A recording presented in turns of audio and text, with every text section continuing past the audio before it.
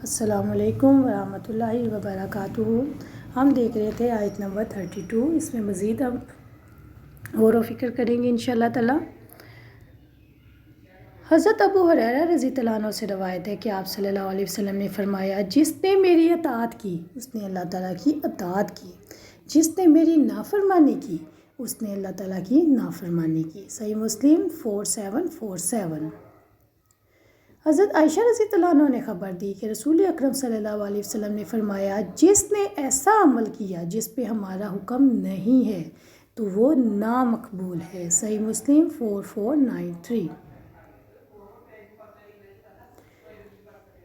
حضرت جابر بن عبداللہ رضی اللہ عنہ سے روایت ہے کہ رسول اکرم صلی اللہ علیہ وسلم نے فرمایا، حمد و ثنا کے بعد یاد رکھو بہترین بات اللہ تعالیٰ کی کتاب ہے اور بہترین ہدایت محمد صلی اللہ علیہ وسلم کی ہدایت ہے۔ بدترین کام دین میں نئی بات ایجاد کرنا ہے اور ہر بدعت گمراہی ہے۔ صحیح مسلم 2005۔ حضرت سہل بن سعد رضی اللہ عنہ کہتے ہیں رسول اکرم صلی اللہ علیہ وسلم نے فرمایا، میں حوض کوثر پر تمہارا پیش رو ہوں گا، جو وہاں آئے گا پانی پیے گا، اور جس نے ایک بار پانی پی لیا اس کو پیاس نہیں لگے گی۔ اللہ اکبر۔ اور بعض لوگ ایسے بھی آئیں گے جن کو میں پہچان لوں گا اور سمجھوں گا یہ میرے امتی ہیں، اور وہ بھی مجھ کو پہچان لیں گے کہ میں ان کا رسول ہوں، پھر انہیں مجھ تک آنے سے روک دیا جائے گا۔ میں کہوں گا یہ تو میرے امتی ہیں، لیکن مجھے بتایا جائے گا، اے محمد صلی اللہ علیہ وسلم، آپ نہیں جانتے کہ آپ کے جانے کے بعد انہوں نے کیسی کیسی بدعتیں رائج کی۔ پھر میں کہوں گا دوری ہو ایسے لوگوں کے لیے جنہوں نے میرے بعد دین بدل دیا۔ صحیح بخاری 6583۔ استغفر اللہ۔ اگلی آیت دیکھتے ہیں، ان اللہ اصطفیٰ آدم و نوحا وآل ابراہیم وآل عمران علی العالمین۔ آیت نمبر 35۔ اللہ تعالیٰ نے اپنے انبیاء علیہ السلام کے انتخاب کے بارے میں یہاں پہ ذکر فرمایا ہے۔ اللہ تعالیٰ نے ان کو منتخب فرمایا، تمام انبیاء کرام برگزیدہ تھے، اللہ کے نیک بندے تھے، اور یہ بھی واضح رہے کہ یہ لوگ ایک ہی سلسلے کے تھے، یعنی ایک دوسرے کی نسل سے پیدا ہوئے تھے۔ اور یہ بھی ثابت ہوتا ہے کہ سب انبیاء کرام انسان تھے۔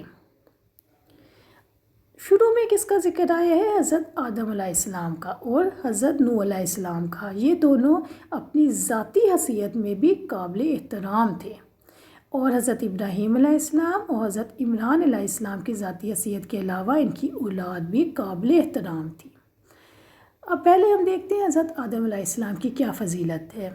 اللہ تعالیٰ نے حضرت آدم علیہ السلام کو اپنے ہاتھ سے بنایا۔ اللہ تعالیٰ نے حضرت آدم علیہ السلام میں اپنی روح پھونکی۔ اللہ تعالیٰ نے فرشتوں سے حضرت آدم علیہ السلام کو سجدہ کروایا، ان کو اسماء کا علم عطا کیا، ان کو جنت میں رہائش عطا کی۔ حضرت آدم علیہ السلام کو زمین پر بھیجا، سب سے پہلے زمین پر بھیجا، اور اولاد آدم کو عزت دی، جیسا کہ سورۃ بنی اسرائیل آیت نمبر 70 میں اللہ رب العزت نے فرمایا۔ ترجمہ، یقیناً بلا شبہ ہم نے اولاد آدم کو عزت دی ہے، اور ہم نے انہیں خشکی اور سمندر میں سوار کیا، اور ہم نے انہیں پاکیزہ چیزوں میں سے رزق دیا، اور ہم نے جن کو پیدا کیا ان میں سے بہت سو پر ان کو فضیلت دی، بڑی فضیلت دی۔ حضرت نوح علیہ السلام، ان کی کیا فضیلت ہے؟ اللہ تعالیٰ نے حضرت نوح علیہ السلام کو اس وقت رسول بنا کر بھیجا جب لوگوں نے اللہ تعالیٰ کی عبادت کو چھوڑ کر بتوں کی عبادت کو اختیار کر لیا تھا۔ اللہ تعالیٰ نے حضرت نوح علیہ السلام کو طویل عمر عطا کی، تقریباً 950 برس اپنی قوم کو تبلیغ کرنے کا شرف بخشا۔ حضرت نوح علیہ السلام کی دعا سے اہل ایمان کو بچا لیا گیا اور کافروں کو ہلاک کر دیا گیا۔ اللہ تعالیٰ نے آپ کو ہر وقت صبر، برداشت، شکر اور تبلیغ کی وہ توفیق بخشی جس کی وجہ سے وہ منتخب قرار دیے جانے کے لائق تھے، اور یہی وجہ ہے کہ آپ کے صبر، برداشت اور تبلیغ کے نتیجے میں آپ صلی اللہ علیہ وسلم کی نسل کو قیامت تک باقی رکھا۔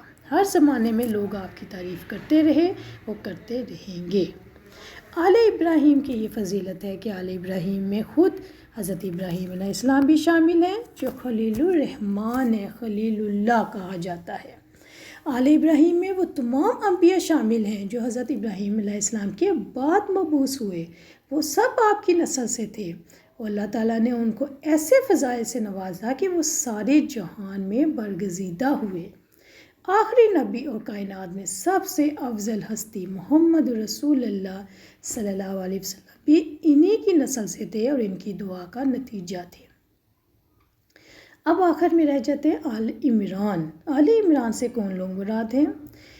عمران بنی اسرائیل کے صالحین میں سے تھے، نیک لوگوں میں سے تھے۔ وہ سیدہ حنا کے شوہر تھے اور حضرت مریم علیہ السلام کے والد تھے۔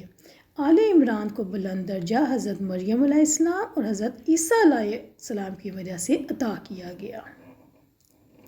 حضرت ابراہیم علیہ السلام اور حضرت عمران علیہ السلام کی اولادیں اپنے اللہ سے تعلق کی وجہ سے اور اعمال صالح کی وجہ سے قابل احترام تھی اور برگزیدہ تھی۔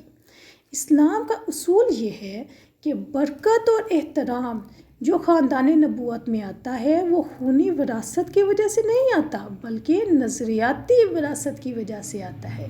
نظریاتی وراثت کیا ہے؟ عقیدہ اور اعمال صالح۔ اب دیکھنے کی بات ہے کہ یہاں پہ حضرت ابراہیم علیہ السلام میں سے حضرت موسیٰ علیہ السلام اور حضرت یعقوب علیہ السلام کا تو ذکر نہیں آیا، بلکہ آل عمران کا ذکر آیا۔ تو اس کی وجہ یہ تھی کہ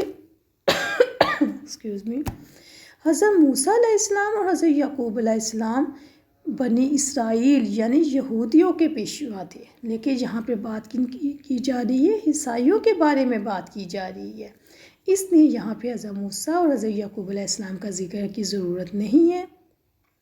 اور آل عمران کا ذکر کس لیے کیا جا رہا ہے؟ حضرت مریم علیہ السلام اور حضرت عیسیٰ علیہ السلام کے قصوں کی تمہید کے طور پہ۔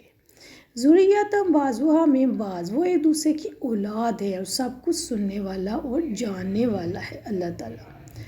ایک دوسرے کی اولاد ہے، اس سے مراد ہے کہ انبیاء تخلیق کے لحاظ سے بھی ایک دوسرے سے ملتے جلتے ہیں اور اخلاق حسنہ کے لحاظ سے بھی۔ سورۃ الانعام آیت نمبر 87 ترجمہ۔ اور ان کے بعض آباء و اجداد کو اور ان کی بعض اولادوں کو اور ان کے بعض بھائیوں کو بھی، اور انہیں ہم نے چن لیا اور ہم نے انہیں سیدھا راستہ دکھایا، یعنی پتہ چلا کہ انبیاء کے عقائد بھی ایک جیسے تھے۔ اللہ تعالیٰ نے آدم علیہ السلام، نوح علیہ السلام، آل ابراہیم اور آل عمران کے انتخاب سے اپنے سمیع اور علیم ہونے کا یقین دلایا ہے۔ اللہ تعالیٰ نے حضرت آدم علیہ السلام کی غلطی پر ان کی دعا سنی اور قبول کر لی۔ یقیناً وہ ہر چیز کو جاننے والا اور سننے والا ہے۔ اللہ تعالیٰ نے حضرت نوح علیہ السلام کو فضیلت عطا کی اور ان کے حالات سے اپنے علیم ہونے اور ان کی بددعا پر اپنے عذاب سے اپنے علیم اور سمیع ہونے کا یقین دلایا ہے۔ حضرت نوح علیہ السلام کے بارے میں تھوڑا سا بتاتی چلوں کہ انہوں نے 950 سال اپنی قوم کو تبلیغ کی، لیکن وہ لوگ کچھ گنتی کے کچھ افراد کے علاوہ باقی لوگ مسلمان نہیں ہوئے، تو پھر حضرت نوح علیہ السلام کی بددعا سے ان پر عذاب آیا۔ اللہ تعالیٰ نے حضرت مریم علیہ السلام کی والدہ کی دعا سے اپنے علیم اور سمیع ہونے کا یقین دلایا ہے۔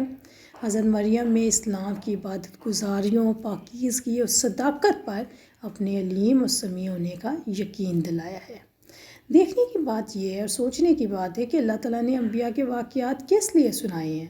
اس لیے کہ ہم ان سے محبت رکھیں، ان کی اتباع کریں، ان جیسے نیک اعمال کی توفیق مانگیں اور ان جیسے اعمال کرنے پر خود کو حقیر سمجھیں۔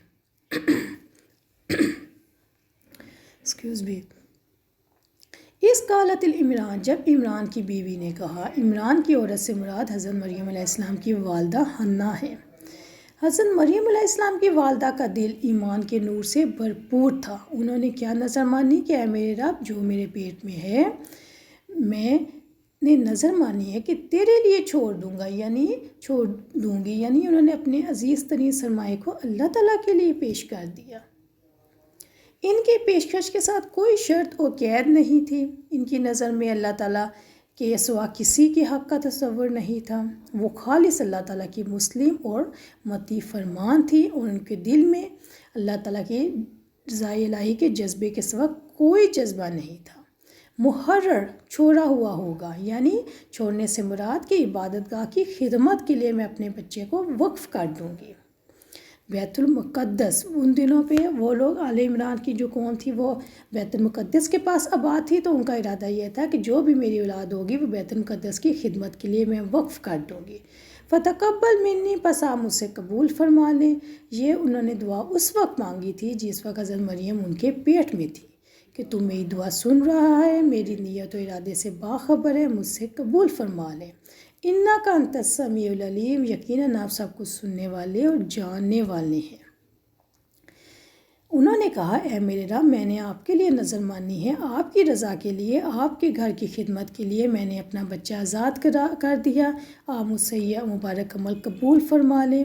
اس واقعے سے حضرت مریم کی والدہ کے اللہ تعالیٰ کے سمیع اور علیم ہونے پر یقین کامل کا اظہار ہوتا ہے۔ اس واقعے کے بارے میں مزید ہم انشاءاللہ تعالیٰ اگلی ویڈیو میں بات کریں گے اگلی آیت کے ساتھ۔ السلام علیکم ورحمۃ اللہ وبرکاتہ۔ سبحانک اللہم و بحمدک، اشہد ان لا الہ الا انت، استغفرک و اتوب الیک۔